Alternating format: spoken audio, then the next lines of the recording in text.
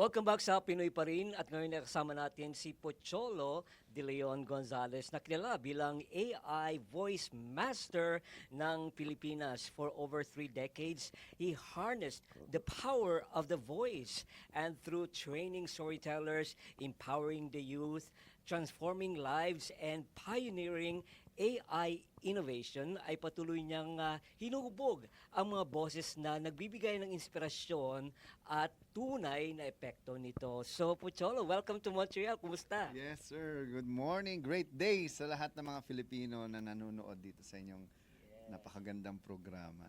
Well, una sa lahat, ano bang pakay mo dito sa Montreal?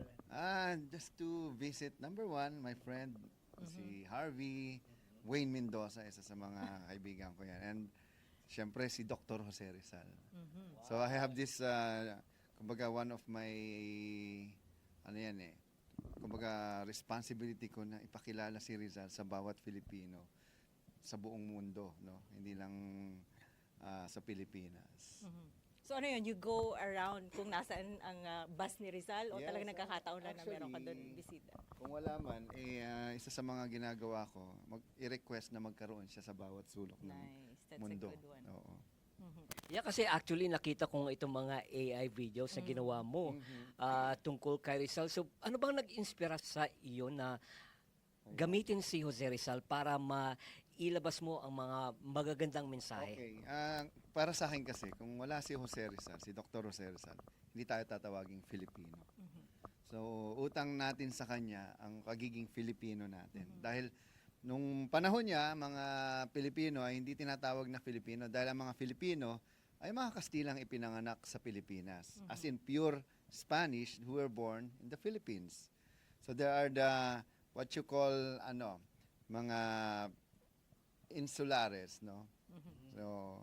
So yung insulares, yan yung mga Kastila na pinanganak sa Pilipinas. At ang mga peninsulares naman, ang mga Kastilang galing Spain na pumunta ng Pilipinas. So, yung mga panahon na yun kasi sila mismo nag-aaway-away dahil may diskriminasyon na eh. So, dahil yung mga insulares, sila din yung tinatawag na Filipino. So, ang mga Filipino na mga natives, ang tawag sa kanila, Indio. Yes. So, kumbaga pinakamababang uri ng tao sa lipunan ng mga panahon na yun. Parang bumabalik yung history ko nung Yeah. college. Kay Actually, I'm Pocholo. learning a lot from him. Yeah. Yes. So maraming Pilipino hindi nakakaalam ng kasaysayan. Tama. At si Jose Rizal ang nag-identify na ang mga Filipino ay hindi lang mga kasilang ipinanganak sa Pilipinas, kundi ang mga taong nasa Pilipinas. So hindi lang pala si Pocholo, kumbaga voice artist, isa rin siyang historian kasi you Actually, have to research I'm also about an that. author, no? I'm an award-winning author, nanalo ako ng National Book Awards, Best Author, yung gusto kong maging voice talent na book. In 2017, National Book Awards. Ako yung best book for professions at best author during that time. And also, I wrote a lot of history, like history ng Mariveles, Bataan. So, I'm from Bataan. So, the local history, I wrote it because my great-great-grandfather and grandmother are the founders of Mariveles. Wow. So, ganun kalalim, mga 8 generation na yung aking inalam at gumawa ako ng genealogy namin, family tree. At ako rin nagsulat ng local history namin. Yeah. Okay, Choy, balikan natin. Tawagin na lang kitang Choy. Parang close na tayong tatlo, di ba? Ayun, balikan natin kasi kilala ka as a voice artist. Paano ka ba nagsimula sa talent na to? Nagsimula po ako nung bata ako. Yung 5 years old pa lang po ako. Hindi. Yung 5 years old ako, wala kaming TV kasi. So the only means of entertainment na meron ako, yung radio. So nakikinig ako ng radio drama, yung Gabi ng Lagim, yung Isang Gabi ng Lagim. Si Utoy at si Lolo Tasyo ay naligaw sa kagubatan. Ha? Lolo Tasyo, pasensya na. Ang sarap maglaro sa puno. Ay, naku, sabi ko naman sa'yo, Apo eh. Huwag kang maglaro dyan. Ha? Lolo, yung puno gumagalaw. Kakainin ko kayo. Ah, Lolo, yung puno naging monster. Ay, naku, tumakbo na tayo! Yan, mga ganon. Ay, galing. So, tuwan-tuwa na ako noon. Natutuwa ako. Until I've never realized that I'm developing my voice acting skill. Until yan, mga gagaya ko na kung sino mga cartoon character like sila SpongeBob. Napakinggan ko noon yung Hey, come on, Patrick. I'm SpongeBob. Ay, ta! Hey, how are you, SpongeBob? My name is Patrick.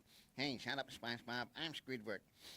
Hey, my name is Mr. Krabs. Ay. Meow. Yung mga ganun. Tapos yung, Yep, what's up, Doc? you're so despicable. Yung mga ganun. I Wow. love you. So, yeah, natuwa ako until nung 16 ako, nanalo ako sa isang voice acting competition sa DZMM, ABS-CBN. And I had my first radio show. And ayan, nagdub ako ng mga movies until, and yung Meteor Garden, yung pinakasikat na mga cartoons, Kuro-chan, yung, Hoy, manda ka sa akin. Ako nga pala, Cyber Kurchan. Itong pakisa nyo. Ah, mga ganun. Buddy, ako naman si Chacha. Ayan. Interesting. And for 30 years, ako pa rin naman yung gumagawa ng pinakasikat na mga anime ngayon. Like, mga Solo Leveling, ako yung director. Yan, mga Kaiju number 8, Gachi Akuta, My Hero Academia, and more. Marami pa kaming titles na gagawin. Dr. Stone, name it. So, we have this channel called Anyone Philippines. So, Amazing. so napakarami ring commercials. So, ayun, little that I know na yung pagiging mahirap namin ay magiging advantage pala yun. Dahil kung hindi ako, wala kami, kung may TV siguro kami, hindi ganun na magiging interest ko. Yes. Very inspiring. So, paano nag-evolve ang iyong traditional storytelling into becoming the AI voice master ng Pilipinas? Ayan, magandang tanong yan, sir. No? Kasi nung ako ay, again, nagsimula, alam niyo yung tape pa na ginagamit natin, yung mga Yes, cassette tape cassette na tapes. nagre-record tayo, until naging digital siya. So, naging digital hanggang naging online, yung MP3, and then here comes artificial intelligence. So, I've noticed that there's no AI voice for Filipino. Kasi yung most of the Filipino AI, ang pangit pakinggan yung, pumunta sa kanto, narito na Mga kami. GPS. Ayun, mga ganun. So, may tonal na sing-song pattern. So, aside from that, when you use American or other languages, may twang, yung pumunta siya sa may ganun, parang there's May no accent, Tagalog. What yeah. I did is, I developed a data sets and developed din yung mga machine learning for local, like Tagalog AI, Cebuano AI, Bicolano AI. And I partnered with a company called 11 Labs. So 11 Labs is the biggest AI company in the world sa voice. So lahat ng mga UGCs, user-generated contents or characters, yung mga avatars, yung voice nun galing sa 11 Labs. Even I work with a lot of other AI companies like Micro One. I'm part of Micro One. Kami yung mga gumagawa ng mga boses na Tagalog na napapanood nyo ngayon sa mga Veo 3, Sora. So yan yung mga, ako ang nasa likod ng mga yan. So, Maganda, binigyan ko ng oo. boses ang mga Filipino. Maganda, Mike, kasi hindi siya nag-stop doon sa pagiging voice artist or talagang hanggang doon na lang. Kasi, lalo na ngayon, kasi ang trend na sa AI na. So, ano ba, may mga experiences ba na hindi mo makakalimutan? Or paborito mong character? Kasi na-mention mo na din ng mga anime or mga commercials. May paborito ka bang character na Well, talagang doon ka na engage? Siyempre, yung laging paborito ko yung mga nauuna lagi. Siyempre.